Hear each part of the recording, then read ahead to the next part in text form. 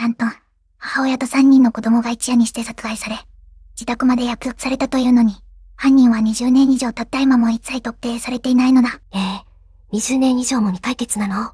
それほどの凶悪事件なのに。これは2004年に愛知県豊明市で実際に起きた事件なのだ。どうもずんだもんなのだ。どうも四国メタンよ。今日紹介するのは、2004年9月9日に愛知県豊明市で起きた、豊明星4人殺害事件、なのだ。星4人が犠牲になった、あの衝撃的な事件で。この事件では、38歳の母親と、15歳の長男、13歳の長女、そしてまだ9歳だった次男の命が一晩で奪われたのだ。子供たちの年齢を置くだけで胸が痛くなるわ。一家の大黒柱であった45歳の父親だけが唯一生き残ったのだ。その父親は仕事を終えて深夜に帰宅したところを、自宅が炎に包まれているのを目撃したのだ。帰宅したらすでに家が燃えていたなんて、どれほどの恐怖だったかしら。犯人は鈍器で家族を殴り、さらにサバイバルナイフで刺した上、証拠を隠滅するために灯油を撒いて放火するという、徹底的に残酷な犯行に及んだのだ。証拠隠滅のための放火まで行うなんて、計画的で冷酷すぎるわよ。鉄骨2階建ての住宅は約160平方メートルにわたって全焼し、多くの証拠が失われたのだ。物証が失われたことで、捜査も難航したのでしょうね。この事件には数多くの謎が残されているのだ。玄関も窓もすべて施錠されていたのに、犯人は一体どこから侵入したのか、今も解明されていないのだ。すべての出入り口に鍵がかかっていたの？それでどうやって入ったのかしら。さらに不思議なことに、普段よく吠えていた飼い犬が、事件当夜はいつへも吠えなかったと近隣住民が証言しているのだ。犬が吠えなかったということは、犯人が犬に見知った人物だった可能性もあるのね。愛知県警は唯一の生存者である父親にも疑いの目を向け、徹底的な捜査を行ったのだ。しかし結局、父親を立件するには至らなかったのだ。唯一生き残った家族が疑われるというのも、この事件の複雑さを物語っているわね。一方で外部からの侵入者による犯行という見方も根強く、捜査は長年にわたって続けられてきたのだ。どちらの可能性も完全には排除できないまま、時間だけが過ぎていったので。遺族は、殺人事件被害者遺族の会、10の会に加わり、事件の解決を20年間求め続けているのだ。20年間、ずっと答えを待ち続けているなんて、どれほど辛いことかしら。犯人は今もどこかで普通の生活を送っている可能性があるというのが、この事件の最も許し難い点なのだ。4人もの命を奪っておきながら、裁きも受けずにいるとしたら、絶対に許せないわ。今回の動画ではこの事件の全貌を、発生の状況から捜査の経緯、そして残された謎まで徹底的に掘り下げていくのだ。侵入経路の謎や、犬が吠えなかった不思議など、気になる点がたくさんあるわね。唯一生き残った父親への疑惑と、捜査当局がどのように動いたかも詳しく解説するのだ。事件の核心に迫る内容になりそうね。この事件は未解決のまま事故を迎えることなく、今も捜査が続けられているのだ。なぜ20年以上経っても犯人を特定できないのか、その理由も明らかにしていくのだ。20年以上も捜査が続いているということは、それだけ謎が深いということよね。4人の犠牲者、特に9歳の次男がどんな最後を迎えたのか、そして残された父親がどう生きてきたのかも伝えていくのだ。子供たちの命が理不尽に奪われた真実を、きちんと知ったわ。最後まで見れば、この事件がなぜ未解決のままなのか、そして犯人像についての重要な手がかりが何なのかがわかるのだ。ぜひ最後まで一緒に見ていきましょう。楽しんでほしいのだ。まず被害者について紹介するのだ。この事件で命を奪われた4人のこと、しっかり知りたいわ。この4人の家族には、事件前日まで普通の日常が広がっていたのだ。だがその翌朝、すべてが消えてしまったのだ。普通の日常があったのに、突然奪われてしまったのね。実はこの家族の、ある習慣、事件の謎を深める重要な鍵になっているのだ。それは後ほど明かしていくのだ。習慣が鍵になるの？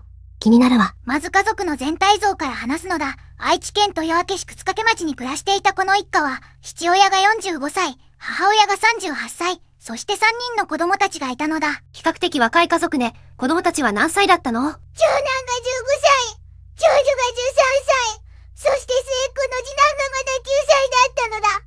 まさに子供たちが一番輝く時期だったのだ。9歳の子まで言葉が出ないわ。近所に住む女性はいつも子供たちの送り迎えをされていて、笑顔が素敵なお母さんでした、と当時を振り返って語っているのだ。そんな温かいお母さんだったのね。事件前日の2004年9月8日、彼女は夕方に近所のスーパーで買い物をしていたのだ。顔見知りの店員によると、いつもと変わらない様子で、子供たちの好きな食べ物を選んでいた。そうなのだ。普通の夕方の光景が、最後の20日常になってしまったのね。長男は当時15歳の中学3年生だったのだ。担任の教師によると、真面目で責任感が強く、クラスをよくまとめていた生徒でした、と語っているのだ。もうすぐ受験の時期じゃないの。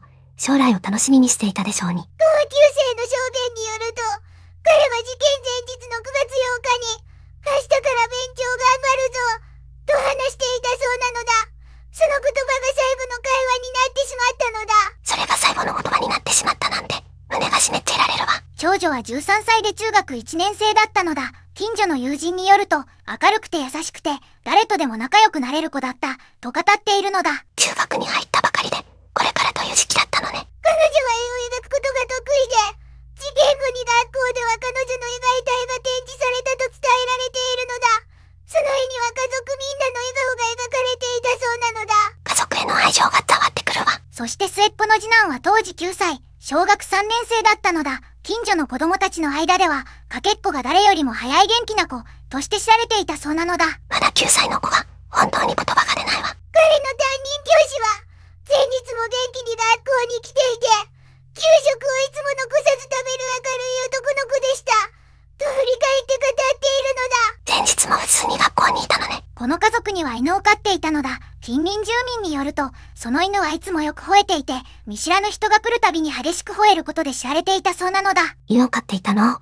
それが事件と関係するのかしら。実はこれが非常に重要なのだ。事件当夜、その犬が一切吠えなかったことが近隣住民の証言から明らかになっているのだ。普段はよく吠える犬が、なぜ沈黙していたのか。吠えなかったの？それはおかしいわね。さらに犬は首輪を外された状態で発見されており、火災の際には被害者宅の車の下に隠れて生き延びていたのだ。誰かが意図的に首輪を外したとも考えられるのだ。首輪まで外されていたなんて、計画性を感じるわ。父親は仕事で帰りが遅かった日が多く、事件当夜も外出していたのだ。彼は翌朝、自宅が炎に包まれているのを目撃することになるのだ。家族全員が家にいる夜に、その場にいなかったのね。父親は事件後に取材に応じ、毎日後悔している。あの夜自分が家にいれば何か変わったかもしれない、と語っていたのだ。それは計り知れない苦しみね。子供たちが眠っているはずの深夜4時に15分頃に悲劇は起きたのだ。最初に何が起きたのか、4人はどんな状況で発見されたのか、次に詳しく話していくのだ。深夜に子供たちが眠っている時間に、本当に辛い話よね。だがこの事件には、被害者家族の日常の中の謎がいくつも隠されていたのだ。それが捜査の方向性を大きく変えることになるのだ。日常の中の謎。それはどういうことなの？犯人はこの家族のことをよく知っていた可能性が浮かび上がっているのだ。なぜなら、ある内部情報を思っていなければ説明できない点があるのだ。内部情報って、一体何のことかしら。では事件の経緯を時系列で追っていくのだ。ここから先が、この動画の核心になるのよね。そうなのだ。この事件には、誰も予想しなかった、内側からの謎がいつも潜んでいるのだ。時系列を追うほど、その闇の深さが明らかになっていくのだ。内側からの謎って、どういうことかしら。犯人はこの家族の生活サイクルを恐ろしいほど正確に把握していた形跡があるのだ。それが何を意味するのか、これから一つ一つ見ていくのだ。知っていた。それがもう怖いわ。時は2004年、平成16年の夏も終わりに差し掛かった頃なのだ。舞台は愛知県豊明市沓掛町石畑。閑静な住宅街の一角に立つ鉄骨2階建ての一軒家なのだ。豊明市って、名古屋市の南に隣接する町よね。そうなのだ。当時の沓掛町周辺は街灯が少なく、夜になると比較的暗い環境だったのだ。この暗さが後に重要な意味を持つことになるのだ。街灯が少ないと、太めにちにくいわよね。この家に暮らしていたのは5人家族なのだ。父親の A1 さん、当時45歳、そして妻の A2 さん、当時38歳なのだ。普通の家族なのよね。そうなのだ。さらに長男の A3 君、当時15歳、長女の A4 さん、当時13歳、そして次男の A5 君、当時9歳の子供たちが暮らしていたのだ。9歳の子まで。父親の A1 さんは仕事柄、帰宅時間が深夜になることも多かったのだ。そのため玄関の鍵とは別に、車庫内の物置に勝手口の合鍵を隠しておく習慣があったのだ。合鍵を外に隠していたの？そうなのだ。A1 さんが妻の A2 さんにメールで、物置に置いておいて、と頼んでいたのだ。この合鍵の存在が、事件の謎を解く重要な鍵になっていくのだ。メールで伝えていたなんて、その内容を誰かが知っていた可能性もあるわよね。まさにそこが捜査陣を悩ませた点の一つなのだ。では事件当日、2004年9月9日の夜に時計を進めるのだ。9月9日。その夜、エイニさんは3人の子供たちと自宅で過ごしていたのだ。父親のエイイチさんは仕事のため外出しており、夜遅くなる予定だったのだ。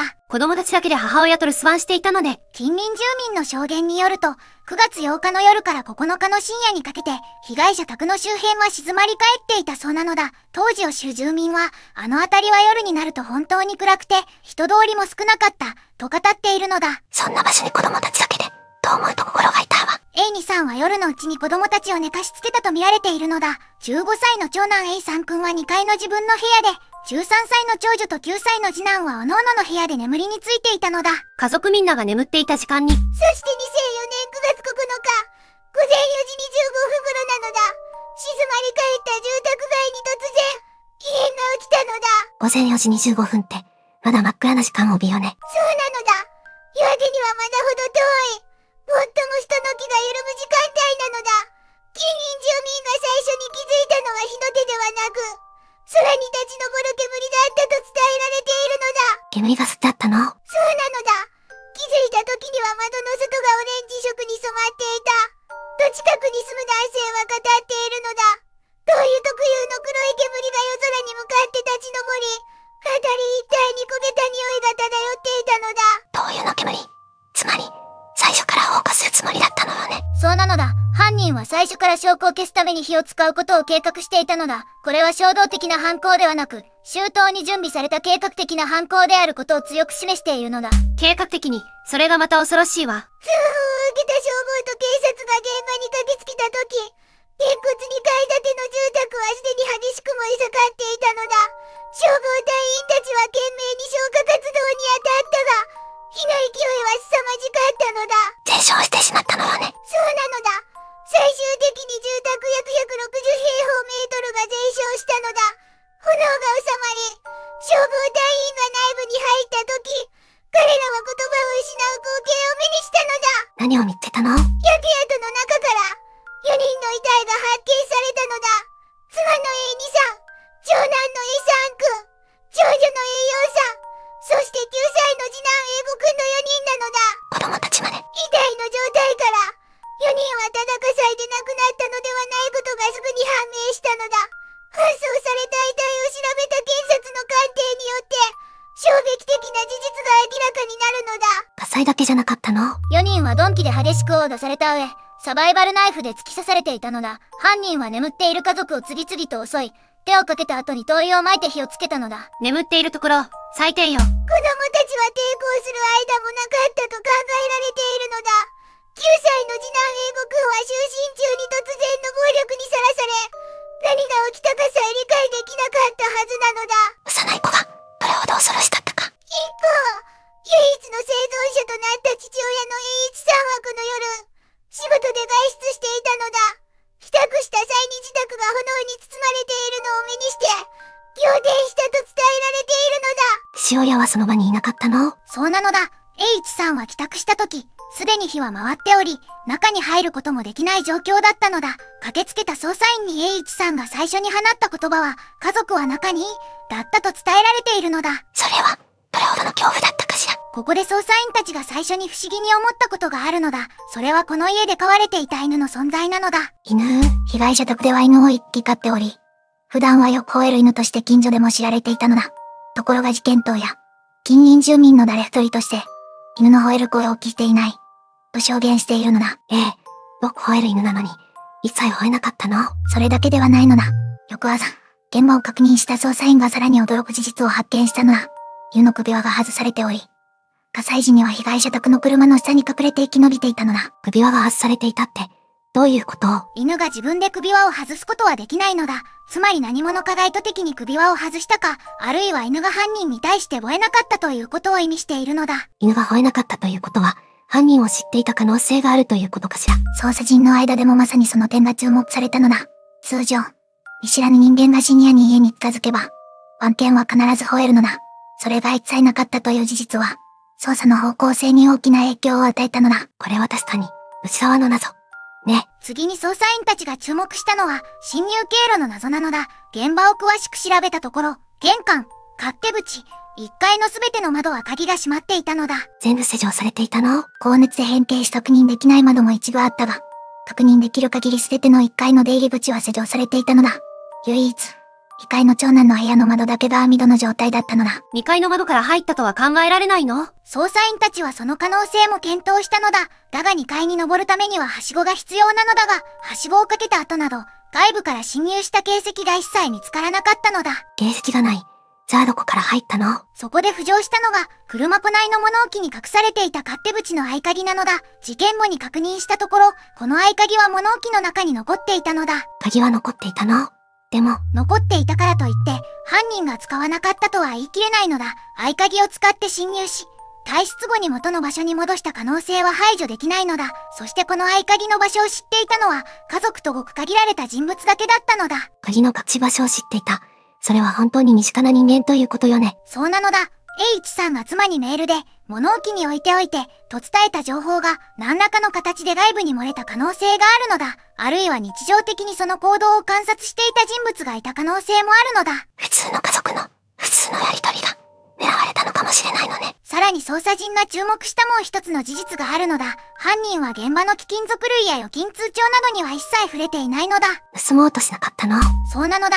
物色した形跡が全くなく、金銭目的の強盗とは考えにくい状況だったのだ。ただし、被害者宅から見つかった財布には現金が入っていなかったのだ。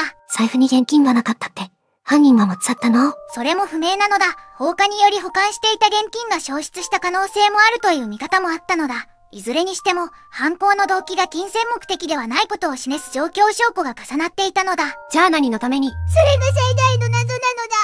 動機不明のまま、捜査は続いていくのだ。改めてこの夜の犯行の流れを整理するのだ。お願いするわ。2004年9月9日の深夜から未明にかけて、何者かが被害者宅に侵入したのだ。犯人はまず就寝中の家族を鈍器で殴打し、さらにサバイバルナイフで次々と刺したのだ。眠っているところを順番に。4人が液体たことを確認した後、犯人は室内に灯油を撒いて火をつけ、証拠を消し去ろうとしたのだ。そして午前4時25分頃に火の手が上がり、近隣住民が気づいた時にはすでに手がつけられない状態になっていたのだ。周到に計画して証拠まで消そうとした。本当に許せないわ。激しい炎の中で、A2さんと3人の子供たちは帰らぬ人となったのだ。9歳の次男が最後に何を思ったか、15歳の長男が最後にどんな顔をしていたか、それを知る者はもうこの世にいないのだ。言葉もないわ。翌朝、事件を知った地域の住民たちに激震が走ったのだ。まさかあの家族が、と言葉を失う人が続出したと当時の取材記録は伝えているのだ。平和な住宅街で起きたことだものね。近所に住む女性は、お母さんはいつも子供たちに優しく接していて、朝の登校時には必ず見送っていた、と語っているのだ。長男の A さん君については、同じ中学の先輩として後輩たちから慕われていたという声もあったのだ。そんな家族が。長女の栄養さんは友人たちに、お母さんと一緒に料理するのが好きだ、と話していたそうなのだ。そして9歳の次男英語くんは、小学校のクラスメイトに、お兄ちゃんと野球するのが夢だ、と語っていたと伝えられているのだ。その夢が叶うことはなかったのね。こうして事件は、4人の命が一夜にして奪われ、現場は怪人にキスという凄惨な結末を迎えたのだ。犯人はまだ捕まっていないのよね。そうなのだ。そして捜査が進む中で、捜査陣の視線はある一人の人物に向けられていくのだ。それはこの事件で唯一生き残った人物、父親の A1 さんだったのだ。被害者の父親が疑われたの？なぜ唯一の生存者である父親に疑惑の目が向けられたのか。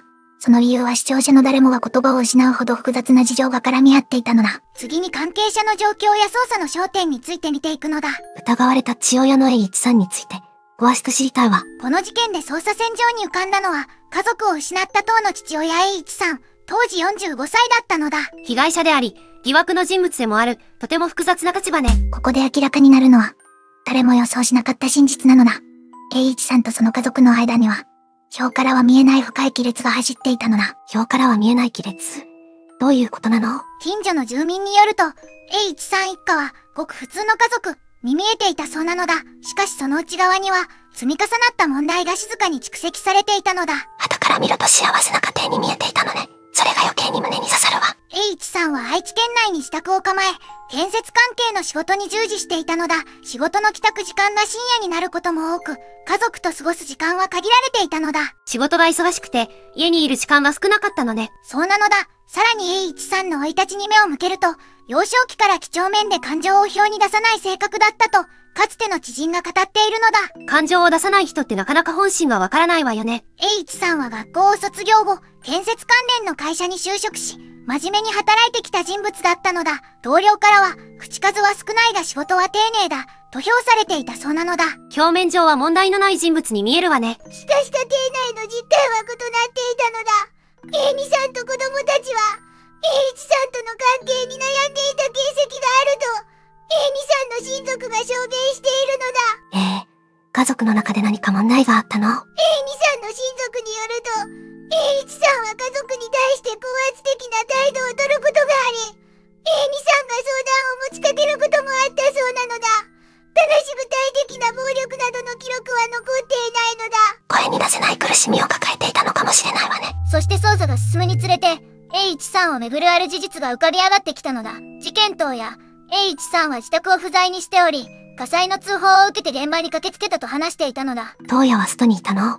それは確かめられているの？栄一さんは仕事の付き合いで外出していたと説明したのだ。しかし捜査員が行動を詳細によったところ、その夜の足取りの一部に不明瞭な点があったと報じられているのだ。アリバイに穴があったということなの？完全に崩れたというわけではないのだ。ただ、捜査本部は唯一の生存者が現場にいなかったという事実を重く見て、栄一さんへの任意聴取を繰り返したのだ。家族を失った人をそこまで追い詰めるなんて、複雑な気持ちになるわよね。捜査の観点から見れば、家族全員が犠牲になり自分だけが生き残った場合、まず身内を疑うのは捜査の鉄則なのだ。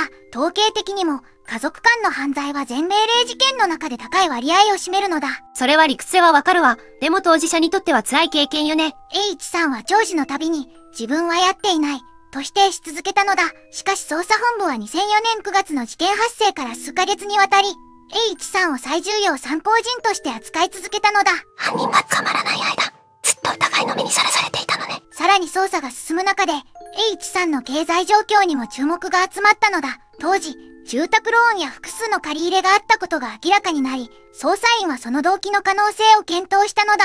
金の問題も浮かび上がってきたのね。ただしこれはあくまでも捜査線上の仮説の一つであり、栄一さんが犯人だと断定する証拠は何一つ見つからなかったのだ。現時点でも、栄一さんは被疑者として立件されていないのだ。つまり、疑われながらも何も証明されなかったということなのね。栄一さん自身は事件後、遺族として、10の会という被害者遺族の会に関わりながら、真相究明を訴え続けてきたのだ。2006年9月には損傷の激しくなった自宅を解体し、更地にすることを決断したのだ。疑いをかけられながらも、遺族として動き続けていたのね。かつての同僚や知人の中には、栄一さんが家族を傷つけるとは到底思えない、と擁護する声もある一方、家族との関係に問題があったのは事実だ、と複雑な見方をする者もいたのだ。周囲の人たちも答えが出ないまま今日まで来ているのね。そして捜査本部が見逃せなかったもう一つの事実がある。事件当夜、被害者宅の犬は全く吠えなかったのだ。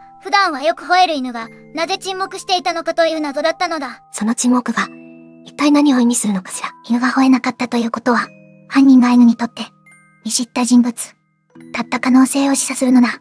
捜査員はこの点を、内部犯行室の根拠の一つとして重く受け止めたのだ。つまり、家族の誰かが知っている人物が犯人かもしれないということなの？その可能性は否定できないのだ。しかし一方で、見知らぬ人間でも犬が吠えない状況は十分あり得るとする意見もあり、捜査は堂々巡りを繰り返したのだ。20年経っても答えが出ていないのは、それだけ謎が深いということなのね。こうした積み重ねが捜査の長期化につながっていったのだ。でも、塩屋への疑惑だけが捜査の焦点ではなかったのよね。そうなのだ。実は捜査の過程で、栄一さん以外の人物に関する不審な情報もいくつか浮上していたのだ。そしてその中のある一つの証言が、事件の全貌を多く揺さぶることになるのだ。では逮捕から裁判までの流れを見ていくのだ。ついにこの事件に動きがあったのね。ここで明らかになるのは、誰も予想しなかった展開なのだ。捜査が進む中で、ある決定的な局面が訪れることになるのだ。どんな展開が待っていたのかしら。実はこの事件、正式な意味での逮捕という節目が極めて特殊な形でしか存在しなかったのだ。それがこの事件の最も衝撃的な側面の一つなのだ。逮捕がなかったということなの？そうなのだ。愛知県警は事件発生から数年にわたって捜査を続けたが、ついに誰一人として正式に逮捕することができなかったのだ。20年近く経っても逮捕させろということが、この事件の重さを物語っているわ。捜査本部は事件直後から精力的に動いていたのだ。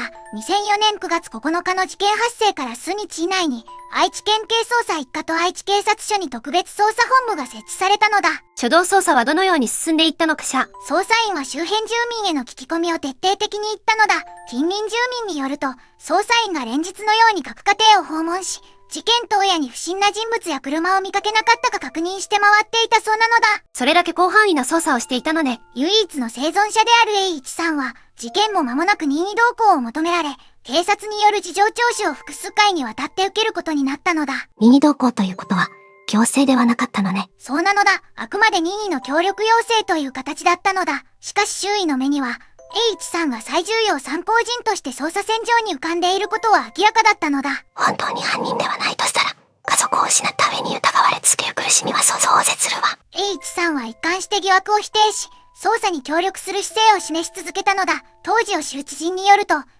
さんは必ず真犯人を見つけてほしいと捜査関係者に訴えていたそうなのだ。それは本音であることを信じたわ。事件から半年が経過した2005年3月頃、捜査は一つの転換点を迎えるのだ。複数の目撃証言をもとに、事件当夜に被害者宅周辺で不審な男を見かけたという情報が改めて精査されたのだ。新たな証言が出てきたということなの？当時の捜査関係者によると、被害者宅から数百メートルの場所で、事件発生時刻の前後に見知らぬ男が歩いていたという証言が複数存在していたそうなのだ。しかしその人物の特定には至らなかったのだ。有力な情報があっても捜査が進まないのはもどかしいわよね。2005年9月には、県警が証拠保存のために預かっていた現場の住宅が A1 さんに返却されたのだ。丸1年にわたって現場が封鎖されていたことになるのだ。1年間、自分の家に戻れなかったなんて辛すぎるわ。その後も捜査は続けられたが、2006年に入ると事件の報道は次第に少なくなっていったのだ。同年9月、A1 さんは損傷が激しくなった現場の家屋を解体することを決断したのだ。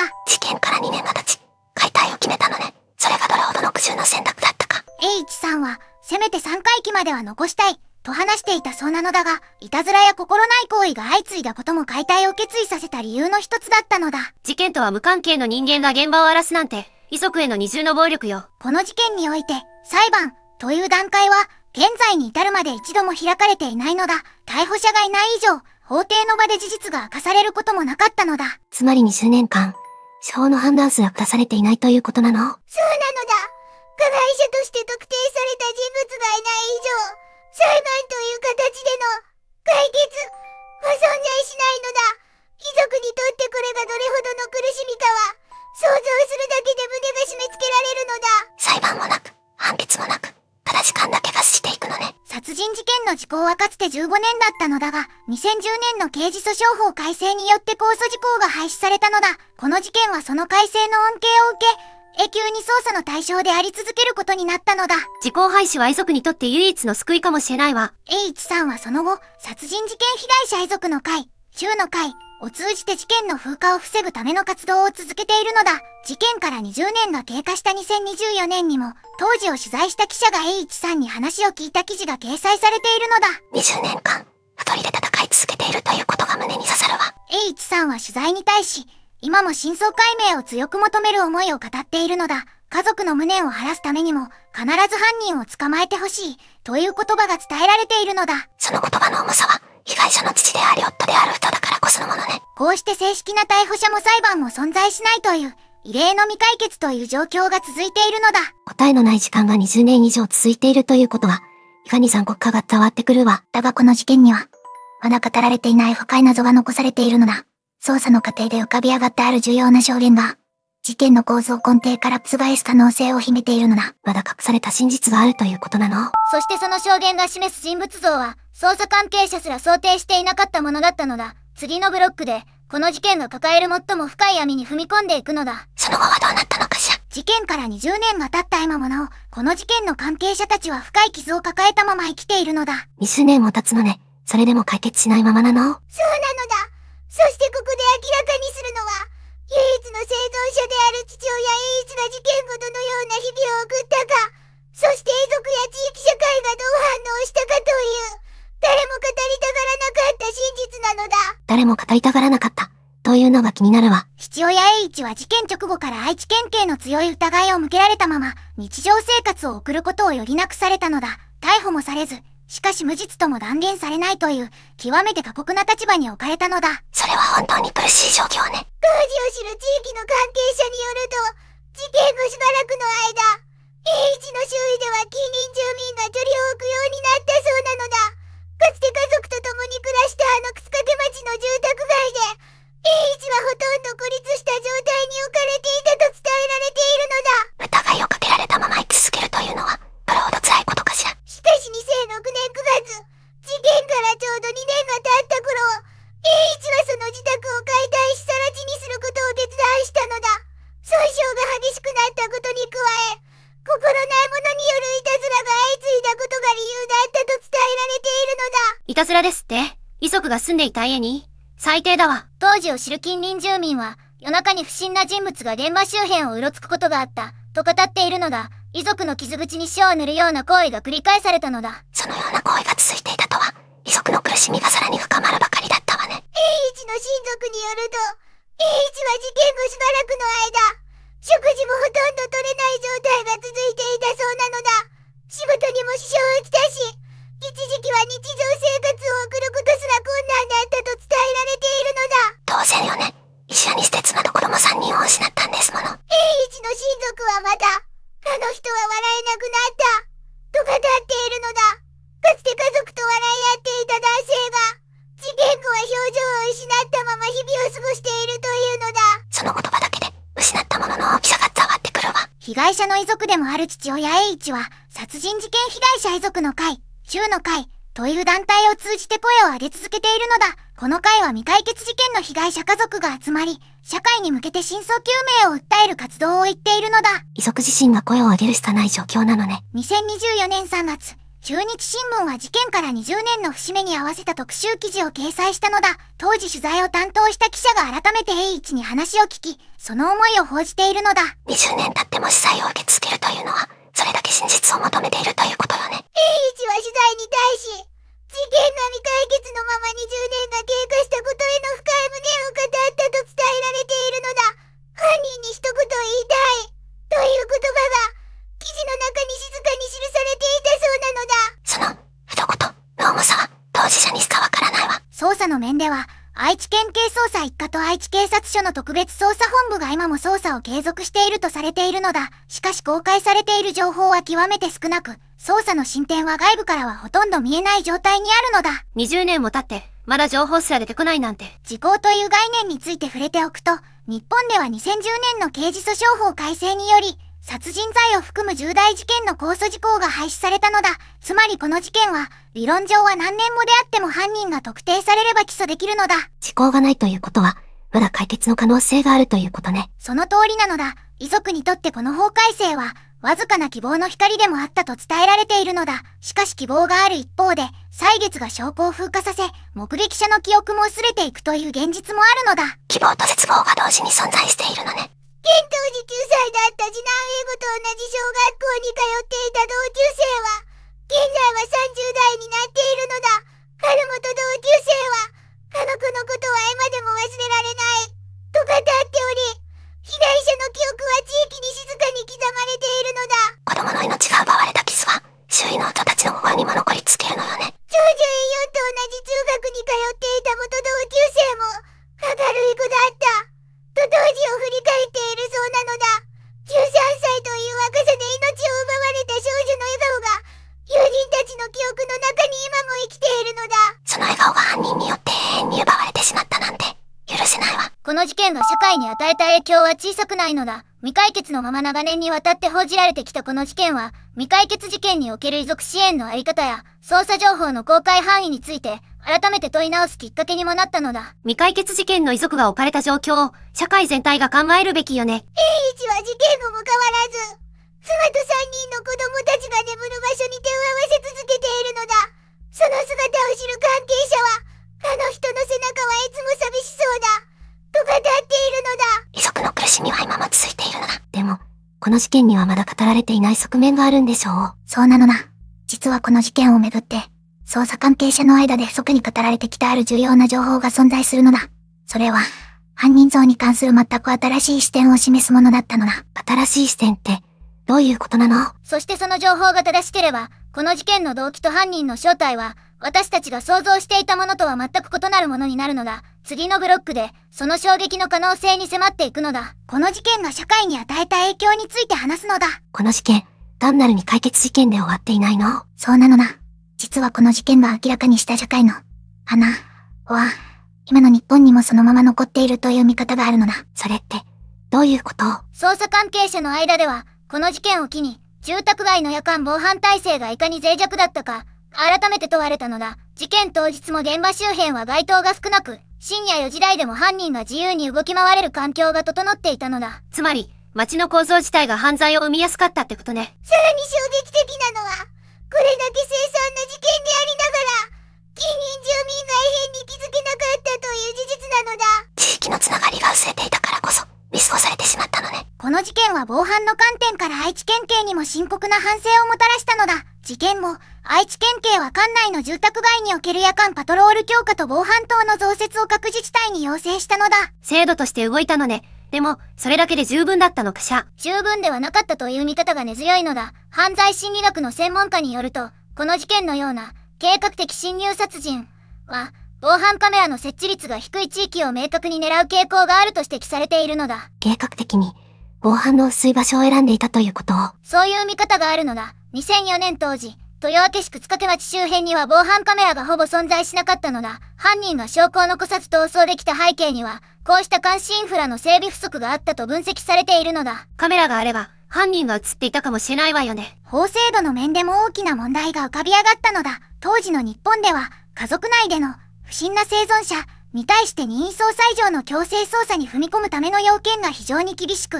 捜査の手が縛られるケースが多かったのだ。唯一生き残った父親への捜査も、それで制限されていたということを。愛知県警は父親を重要参考人として任意で取り調べを行ったのだ。しかし物的証拠が得られないまま、強制捜査には踏み込めなかったのだ。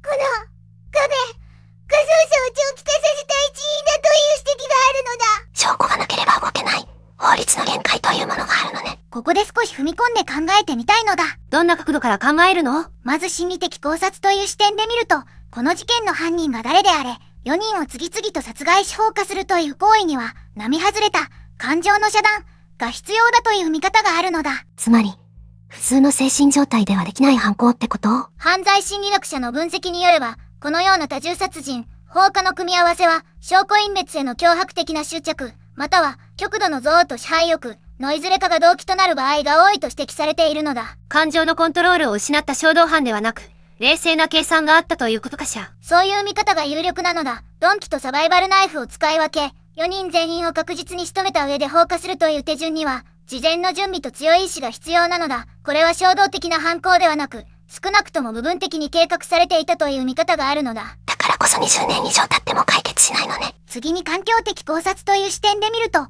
この家族が置かれていた状況が重要になるのだ。父親は仕事で帰宅が深夜になることが多く、勝手口の鍵を車庫の物置に隠すよう母親にメールで指示していたのだ。家族の生活パターンを知っている人物が犯人だった可能性があるってことを。そういう見方が捜査関係者の間でもあったのだ。鍵の隠し場所を知っていた、または犬に吠えられなかった。この2点は犯人がこの家族に何らかの形で近い存在だった可能性を示唆するのだ。見知らぬ他人には吠えるはずなのに、犬が沈黙していたのよね。近隣住民の一人は、あの犬は知らない人間には必ず吠えていた、と語っているのだ。それが事件当夜に限って完全に沈黙していたという事実は、捜査の方向性を大きく左右する重要な点なのだ。顔見知りだったなら、それはあまりにも悲しい話ね。構造的考察という視点で見ると、この事件は地域コミュニティの解体という日本社会全体の問題を映し出しているという見方があるのだ。地域コミュニティの問題とこの事件が関係しているの？事件現場の豊明市沓掛町は、当時急速に開発が進む新興住宅地で、住民同士の顔の見える関係が希薄だったのだ。誰が誰の家に出入りしているかを把握する地域の目が機能していなかったのだ。昔ながらの下町なら、怪しい人物を近所の人が目撃していたかもしれないわね。犯罪社会学の観点からは、こうした匿名性の高い住宅街は犯罪者にとって非常に活動しやすい環境だという指摘があるのだ。地域の目という最も原始的な防犯機能が失われた結果、犯人は深夜に堂々と行動できたのだ。地域の絆が犯罪抑止力になるということを、この事件が証明してしまったわよね。学校制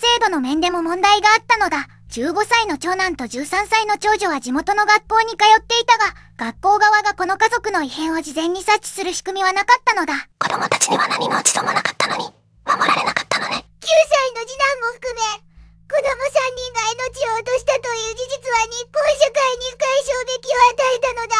特に同年代の子を持つ親たちは、自分の家族も同じ目に遭うかもしれない、という恐怖を抱いたと当時の報道は伝えているのだ。子供が眠っている間に命を奪われるなんて、あまりにも残酷だわ。再発防止の考察という視点で見ると、この事件が残した教訓は今も生かしきれていないという見方があるのだ。20年経ってもまだ生かせていないということ？防犯カメラの普及は進んだのだ。しかし、家族の生活パターンを知る人物による計画的犯行を防ぐ手立ては、現在の制度でも十分には整っていないのだ。仮の管理の問題一つとっても、スマートロックなど技術的な解決策がある現在でさえ、多くの家庭が旧来の方法に頼っているのだ。技術は進歩していても、使い方や意識が追いついていないということかしら。さらに重要なのは、被害者遺族への支援体制の問題なのだ。父親は事件から2年後の2006年に家屋を解体せざるを得なかったのだが、その理由の一つがいたずらや心ない行為の相次ぐ被害だったのだ。遺族がさらに傷つけられ続けていたということ？それは許せないわ。被害者遺族の会、中の会の活動を通じて、遺族支援の充実や未解決事件への継続捜査を求める声は上がり続けているのだ。しかしこの事件の捜査本部は21年を経ても解散しておらず、愛知県警は今も捜査を続けているのだ。解散していないということは、諦めていないということね。それだけが救いだわ。この事件が社会に問いかけているのは、誰が誰を守るのか、という根本的な問いなのだ。制度が人を守れなかったとき、地域が人を守れなかったとき、残されるのは深い喪失だけなのだ。母親と3人の子供たち、その命がもっと大切にされる社会の仕組みを変えなければいけないわよね。だがこの事件には、社会的な問題と同時に、もう一つの深い闇が存在するのだ。捜査関係者の間でさえ長年タブー視されてきた、ある人物の行動の矛盾が今も解消されていないのだ。行動の矛盾って、どういうこと？次のブロックでは、唯一生き残った人物にまつわる、説明のつかない事実に、真正面から向き合っていくのだ。それは、この事件の核心に迫る最も重要な問いかけになるのだ。というわけで今回は、2004年に愛知県豊明市で起きた母子4人殺害事件を解説したのだ。どうだったメタン？本当に胸が締め付けられる事件だったわ。38歳の母親と、15歳、13歳、9歳の子供たちが一夜にして命を奪われたなんて、言葉もないのね。しかも20年以上が経った今も犯人が捕まっておらず、遺族はずっと答えのない悲しみを抱えたまま生きているのよね。この事件で命を落とした4人のことを、僕は忘れてはいけないと強く思うのだ。母親のエイニさんは家族のために懸命に生きていた女性で、子供たちにはまだこれから広がるはずの未来があったのだ。亡くなったエイミさん、長男のエイさんくん、長女のエイヨンちゃん、次男のエイボくん、どうか安らかに眠ってほしいわ。心からご冥福をお祈りします。この事件が残した教訓は、未解決事件への社会の関心を絶やさないことの大切さなのだ。誰かが声を上げ続けることで、真実はいつか必ず明らかになると信じたいのだ。20年という歳月が流れても、遺族の会、中の会の方々は今もなお情報提供を求め続けているのだ。その思いに応えるためにも、この事件を知ることには意味があるのだ。知ることは解決への第一歩になるかもしれないわよね。こういう事件を風化させないことは私たちにできることだと思うわ。もしこの動画を見て何かを感じてくれたなら、それだけでこの動画を作った意味があるのだ。ここまで見てくれてありがとうなのだ。もしこの動画が良かったら、チャンネル登録と高評価をしてくれると嬉しいわ。それが私たちの大きな励みになるのよ。概要欄には同じ系統の未解決事件や凶悪事件をまとめた再生リストも貼ってあるから、ぜひそちらも見てほしいのだ。コメント欄では、この事件についてのみんなの意見や感想もぜひ聞かせてね。いろんな視点から考えることで、また新たな発見があるかもしれないわ。次の動画も全力で作るから、楽しみにしていてくれなのだ。それじゃあ、また明日なのだ。